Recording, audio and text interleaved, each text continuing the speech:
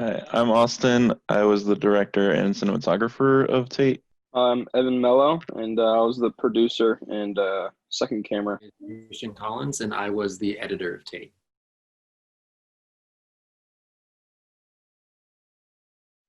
I can take that, I guess. So I've known Devontez since, let's see, we were in high school together junior year. Well, he came my junior year. He was a sophomore. He was a year under me. We became best friends, and so then we were trying to figure out a subject, and obviously I knew Devontez's story pretty well, and I just always thought it would make a really awesome story to tell to people. It's so like inspiring and like just crazy what happened from that and what came from it, and what he was able to accomplish through all that turmoil. And then I told them about this story. I didn't tell them in depth of everything that happened, but I wanted him to tell them to them himself, and they were just like blown away when they first heard it. So they were like, "Yeah, I think this is our documentary."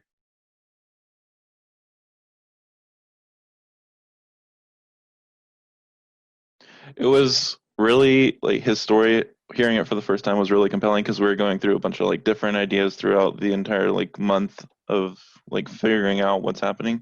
And then when we heard him talk, we're like he's very compelling, like he's a very compelling person, and like this story is like it's real and people face this stuff like this every day, and so like this is something that we want to tell. And he just seemed like a super happy guy. Didn't really seem like, I don't know. I couldn't tell looking at him that like where he came from. So when I heard it for the first time, I was honestly just shocked because here's this guy who's like so happy and joyful all the time, and I had no idea that his past was so dark. And I was just so inspired hearing how he came from this place, and now he's like the light of the party anywhere he goes.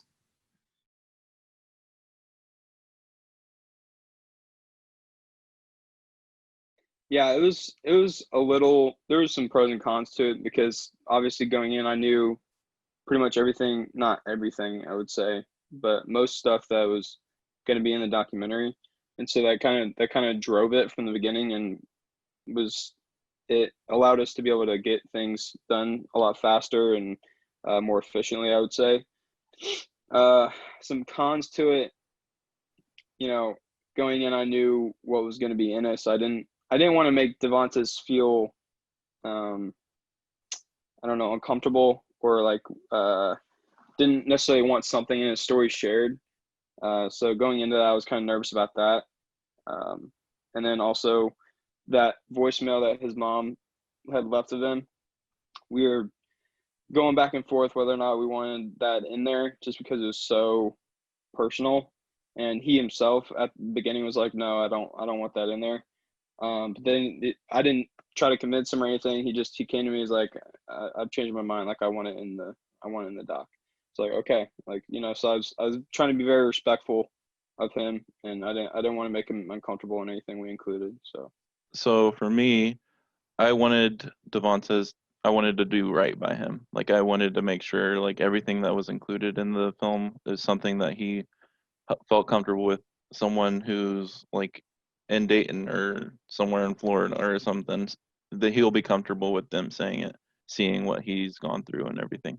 Um, and so that was a lot of the reasoning behind what we wanted to keep in and what we took out. And so yeah, we just wanted our ethical.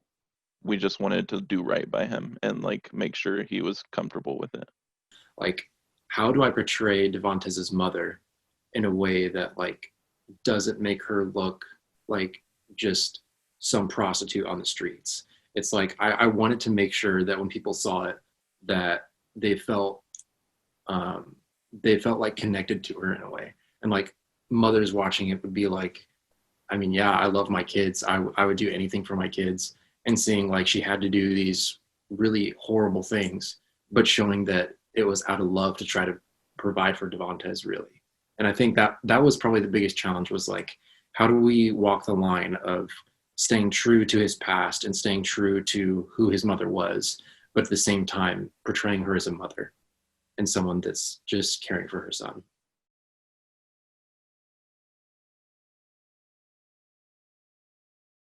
So a lot of the like fictional like reenactments are things that we felt like needed to be shown as well as like him telling them. And so I think that like added a little bit of like punch to like what his story is and how serious it is. It was shooting them. It was a little difficult at times because we were like, well, we don't know how this should specifically go that much, but we went for it. The ones that we kept in, I think, were pretty good.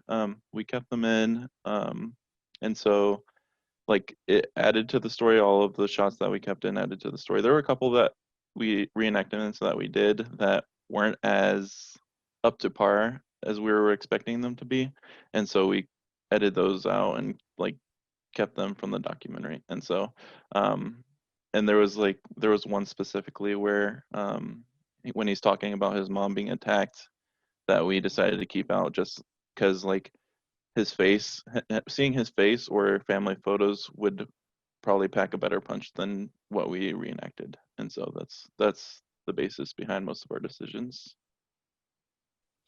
It was honestly so hard, like, because you don't want to do something that's like super corny, but then at the same time you want something that like is like realistic. So it's like it was hard. Like I think we accomplished what we wanted to. I wish we had some like more pictures and stuff, but at the end of the day, that's what we had, and we did the best with what we had.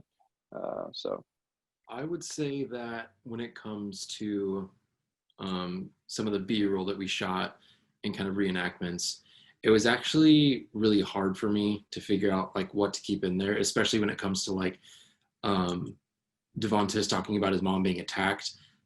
I was having like an internal struggle. Like, do we show footage of like a reenactment of somebody being attacked, or how do we walk that line? I mean, this whole documentary was really trying to walk a line between realism while also showing respect to the people that were in it. And I agree with what Austin said about sometimes having like a photo of somebody packed a much bigger punch than doing a reenactment. I think it's just like kind of a more raw experience, like seeing the person that you're talking about instead of like an actor. I feel like sometimes can pull you out of the story a little bit. So if we keep it true to like the characters that are in there, I think that does a better job sometimes.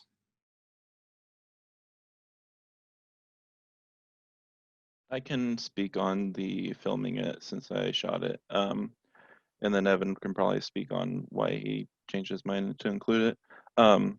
But me and Evan went over there to like hang out and play video games for a little while over to their dorm room. And so like we were hanging out, just playing video games, talking. And then we asked Devontez, we were like, hey, like, would you mind listening to the voicemail with us? And he said, yeah, I will go ahead and do that.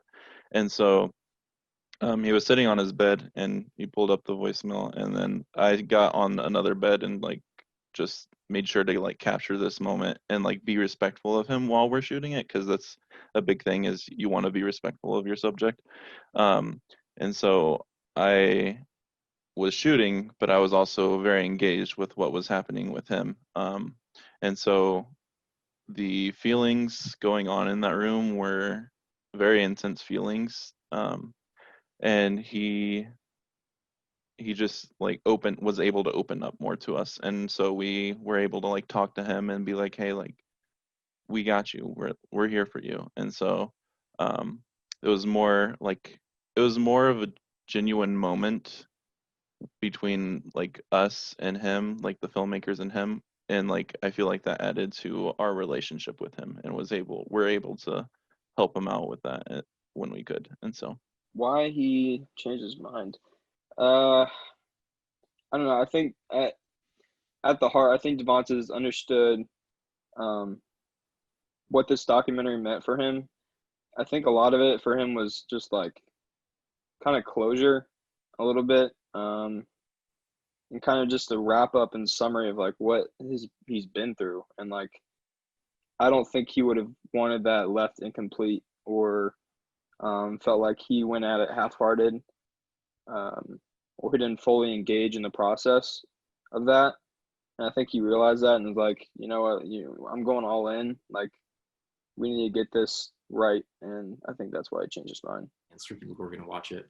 So I really wanted them to hear, you know, the story about Devontez's mother and what she went through, and then adding in the footage of her voicemail and letting the audience actually hear her. And not only that, but see Devontez's kind of raw reaction. He had like a very intense moment after the voicemail where he was just like kind of taking it in that his mother was gone. It felt like he was taking it in all over again. So that was a really powerful moment. As soon as I saw the footage, I knew that this has to go in there. I think that was going to strike a really strong chord with the audience.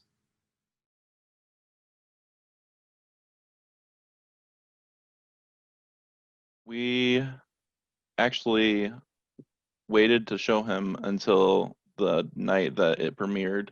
And so we were like third to be shown, third of the documentaries. And so I was really excited for it to show him. Like, I wanted to show him before that even happened, but we were like, no, I think we should wait. Yeah. And so I think waiting until that moment was the right choice because like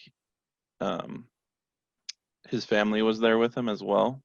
And so they were able to be there and experience it with him when they're going to like show the documentary. And so being there and like seeing him and his family's reaction was a beautiful thing, and I wouldn't have changed it for the world. Yeah, he was actually sitting next to me when we watched it. Guys, was that the first time actually I'd watched it? I think I wanted to wait, right?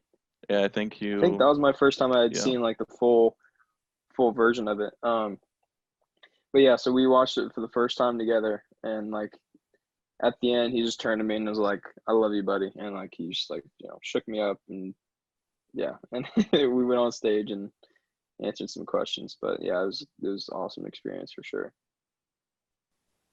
Yeah, well, I think when we were all sitting there, as I was watching the film, I mean, being the editor, I've probably seen it like over 50 times, just making sure that everything was good.